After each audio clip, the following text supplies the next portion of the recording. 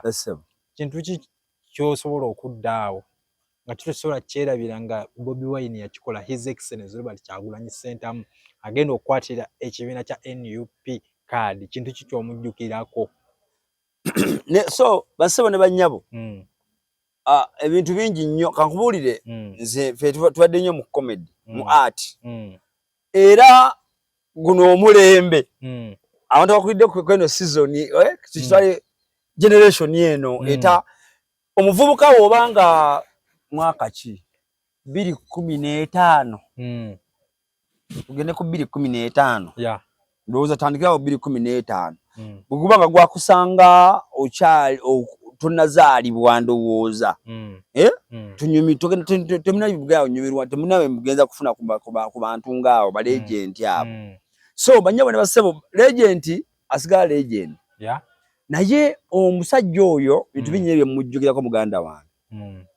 nti nze nali nakatandika okukola comedy nga nkyali yanga namusisinkana ku mundu gwange ogwasooka ndowooza ogalinga gwakubya kati nali nkola Nasra bayita Club Icon we namusanga naye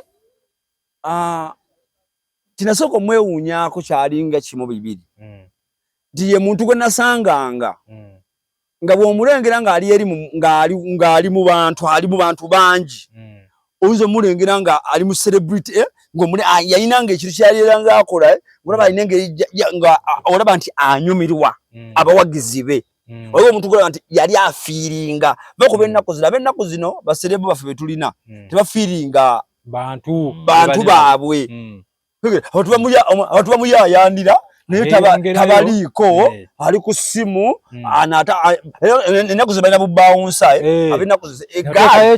egaali ndaba era ndowooza omuvubuka gwe ndabye alinganga anyumirwa abawagizi be ndowooza ye Saha ye muntu gwe ndaba ng'afiiringa era yene waba badde kukubo ng'afiiringa avaamu nasooka najja n'abonga ku baana bawe ekintu kati bano bo baserebe tulina ennaku zino balinga abagamba nti bo bazaalibwa kubeera babaserebu oba agamba nti nze ndiwo oba oyitegera nti natondebwa kubeera serebu nti akabi koza bana abahola abantu baserebu mbasanga naye Bobi Wine namusangako nga olaba afiiringa kati feeling eyo gye yandaga nange nenkwatibwa ekinyegenyego okuse gamba nali wala kuba yali azze ku club kola naye nange MC nanyigirizibwa okwenyiga mu bantu nange ngende wali mufiiringe ne mufiiringa kisa kimwerabirako naye ekinasinga omwewuunyaako mutwali ya microphone ajja jukira nakunyumiza gundi nasooka omusisinkana kati mutwali ya microphone omulundi ogwokubiri azze okuyimba ne mugamba mukama wange gyebaleko yakyeki kati ate nagenda omusanga mu mmotoka ye yali ku ssimu oba yali ayogera n'abaani simanyi kati nga ndaba ate mulala omanyi omuntu najja nine juga walinda mubonzeeko kanandaga dignity eri nga yayinanga ngejalinga atambula nga yefiiringa ate ngatambula atambula nga bouncinga bwati kati musanga mu mmotoka ise balina wobus eyo wobus gye baali balina kati nga mwe yali nga babucha mani abo we bali abo kiva ngenda ne bagamba emusayi se microphone ninnya madalaga kabasi wenti yali mundanga atudde ene enkofi yali asebwa kati yali ku simu ayogera yandaba najja ku simu nanga gwe emus cause kati bange na mweyanjulira nangamba siyogera aude nga achanzijukira ngenda omundi gumugwe nasoko mweyanjulira second time nga achanzijukira kyemumanyiko kyene abantu bonna abasinga obungi abali beri akolaganye nako nabo bonna akyabajjukira akyabamanyi kimenti yabadde okuziika eyembalala naye nga abantu bonna abamuyamba akyabajjukira ate nga akyabamanyi ate abamanye ne zinnikinemu zaakozesa nze bwemutiira kyemutyako kiri ekintu kimu nti alina abantu bangi abamulwanyisa naye ate olaba ye asigala agenda mu maaso ye yagamba ebitalina amakulu tabiwa nnyo budde ate n'ekintu ekira kye namulabyeko musajja w'amaanyi So kubanga gova ku bantu abamulwanyisa abato abakulu abakini nga kulaga yakyagenda mu maaso. Era sebo fada His Excellency Kyagulanyi Ssentamu President oli musajja wa maanyi. Yedda nze siba ngamba abantu oba omwagala oba tomwagala. Mwize bintu biri bibiri. Nze ndi musiraamu n'ennyama gye sirya. Yesaaga nti ennyama eyo si yakabi. Kuba abagirya babamanyi obwaki obwakabi bwayo. Naye tekinzijako kuba nti nno ne musiraudi speaker ni mwana w'eggomba. Naye kati ekizibu kiri ku art.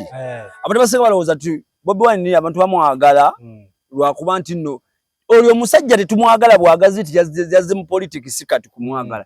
Twamwagalira muziki we. Ekyamutwagaza kye kino yayimbangako. Banne banyemo ne basibu.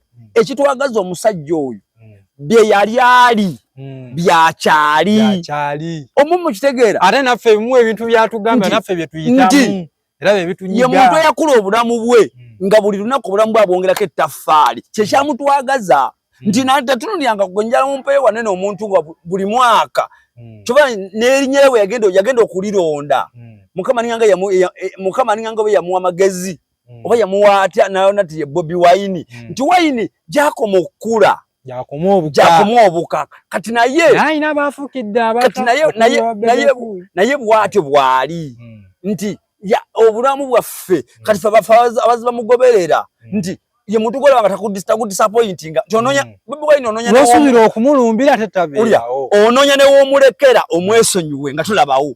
Kubanga nja kuwa ekyokulabirako.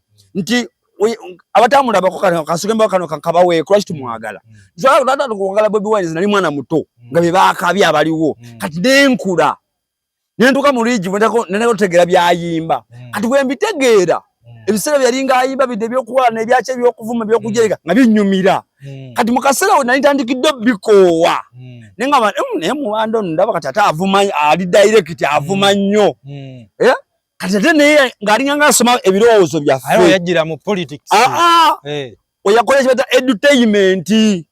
Kagamba Caroline as the girl I went to school with in 1997. Yali mulungi nti awo oyatandika edutainment okuva olwo kati nze abali bagenda muvaako. Aye ne muntu mwagala.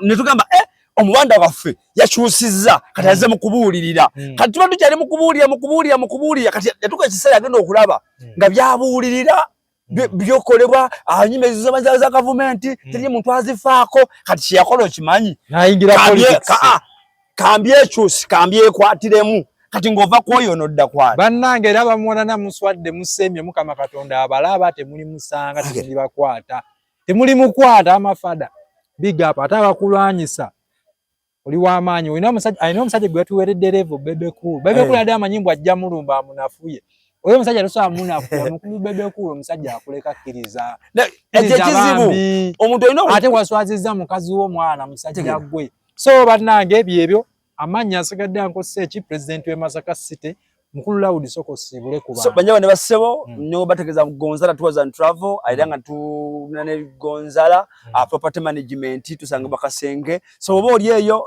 yokulambula tubikolako bulungi nnyo ate gwe mukwano gwaffe yeetaaga okubanga olina ekizimbe kyo kibetaaga okubanga okutukusololeza kyokati ffe aba Gonzala Tours and Travel banyabo ne basebo nanga yenze musiraudi speaker mwana w'eggomba waliwo empenja wennyini mukwano gwaffe. So mama w'abaana mutumiddeko mama laavu mayina ga mama laavu nze tata laavu ni mwana wange laavu kati ffe twetwa mama laavu tata laavu twazala laavu oitegeera. Somba tumiddeko nnyo mbaagala nnyo mbadirani muzeeyi wa tata wange kujjako naye musaba Allah ayongere omusuusa muzeeyi wange abadde mulwadde yabadde ku kitanda. So naye nsaba Katonda ne muzeeyi